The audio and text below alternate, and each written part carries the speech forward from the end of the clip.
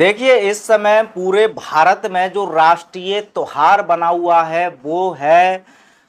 अनंत अंबानी की शादी। अब अनंत अंबानी और राधिका मर्चेंट, इन दोनों की शादियों की जो क्लिप हैं, इनकी वीडियोज हैं, इनकी चर्चाएं हैं, वो हर एक सोशल मीडिया प्लेटफॉर्म पर, हर एक अखबार के माध्यम से, हर एक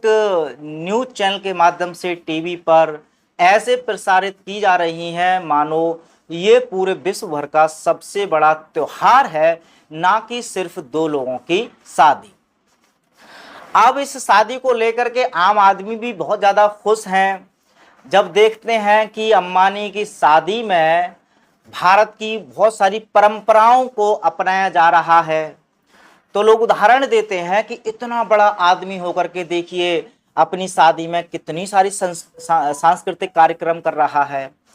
गायों को सम्मान दे रहा है, बहुत सारे धार्मिक कार्यक्रम वहाँ पर किए जा रहे हैं और बहुत सारे ऐसी फायदे मेन स्ट्रीम मीडिया भी लोगों को दिखा रही है और फिर लोग देख करके उसको खुश हो रहे हैं। लेकिन कुछ ऐसी कड़वी सच्चाई भी है जो इस शादी में हो रही हैं या हुई हैं, और लेकिन इनके बारे में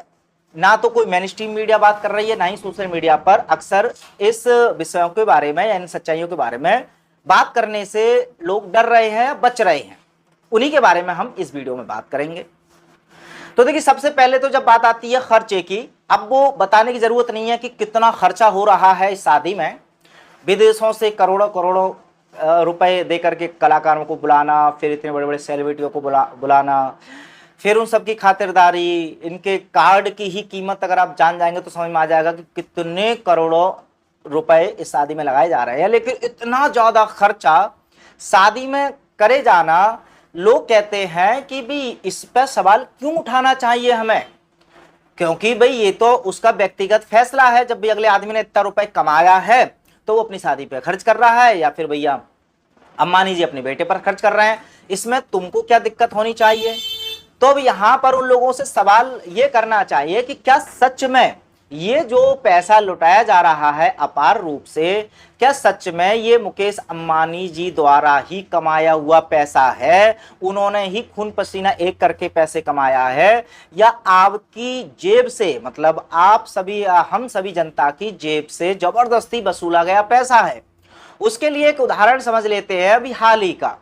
अभी देखिए, जो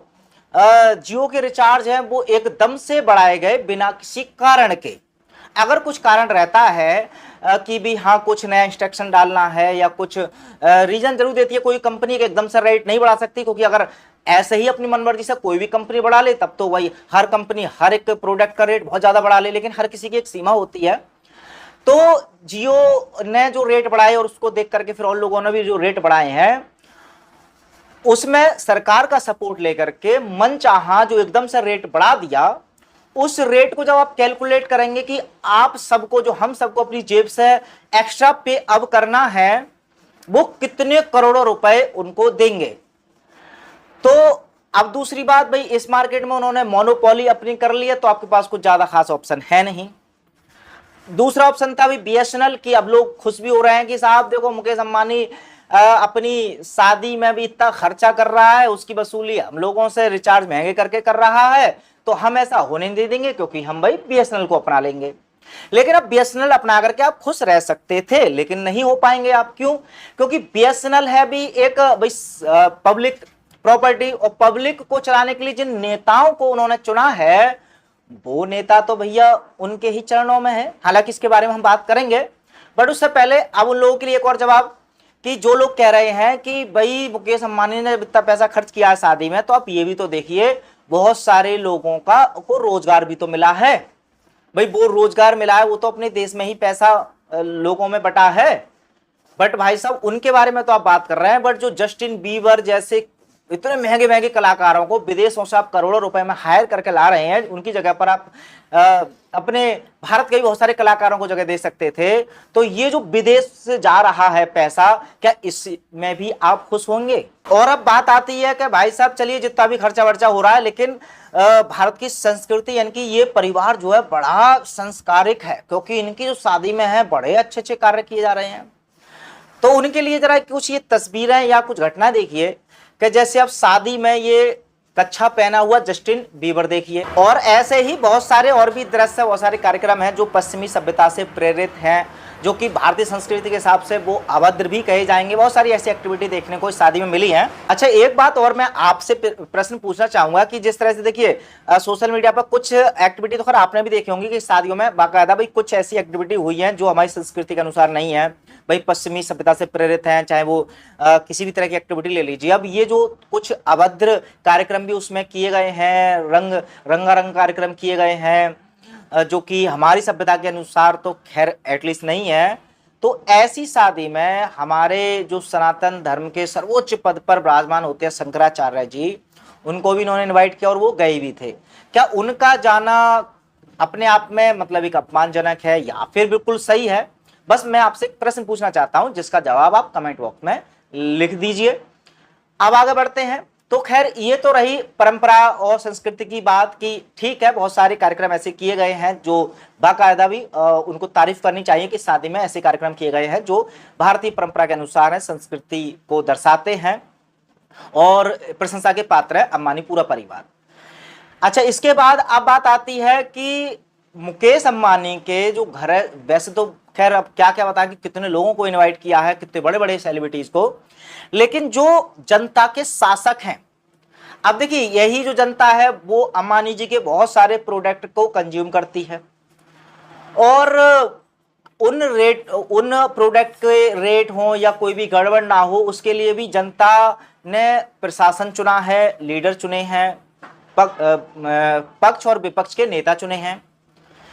जो कि उनके लिए इन व्यापारियों से या कॉर्पोरेट से लड़ते हैं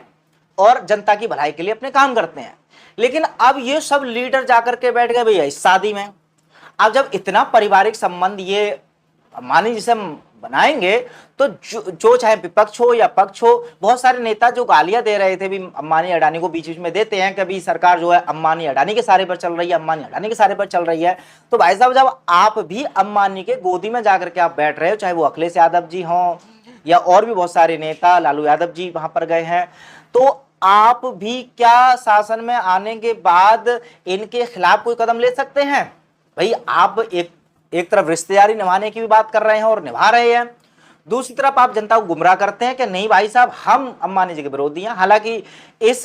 घटना को लेकर के राहुल गांधी जी को जरूर ऐसा कहा जा सकता है कि उन्होंने भी अपनी बात पर अटल रहे हैं, या हो सकता है कुछ और भी रीजन रहा हो, कितनी सीधे तो खैर वो भी नहीं है, लेकिन वो फिलहाल इस शादी में नहीं गए, इन्विटेशन उनको भी गया था। खैर तो अब ये आप सोच के देखिए कि जो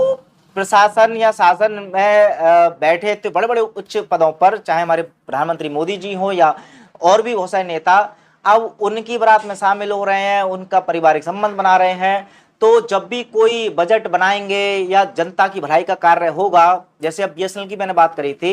तो बीएसएनएल लोग अपना तो रहे हैं, लेकिन बीएसएनएल को डेवलप करने के लिए सरकार को बजट देना होगा।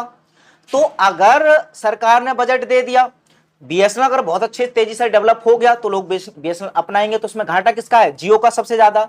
तो अब लेकिन अंबानी जी को भी आप अपना रिश्तेदारी भी निभा रहे हैं, तो अपनी रिश्तेदारी में क्या आपको लगता है कि ये लोग अंबानी के साथ खिलवाड़ कर सकते हैं या उनको धोखा दे सकते हैं या उनके खिलाफ कोई काम कर सकते हैं? जाहिर सी बात है, उम्मीद यही है कि जियो को फायदा पहुंचाने के लिए ये बीएसएनएल को इतना बजट ही नहीं देंगे, और जो कि अब तक करते आए हैं, इतना बजट ही नहीं देंगे कि वो भी इतना डेवलप हो पाए कि आप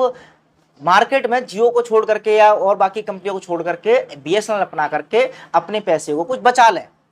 तो खैर ये सब कुछ शादियों में एक्टिविटी थी जो जिस पर भी शायद लोगों को गौर करना चाहिए। और बाकी का आपने भी इस शादी में क्या नोटिस किया, कमेंट बॉक्स में लिख सकते हैं। मिलते हैं अगली वीडियो में किसी अन्य विषय के साथ, तब तक अपना ख्याल रखें। जय हिंद।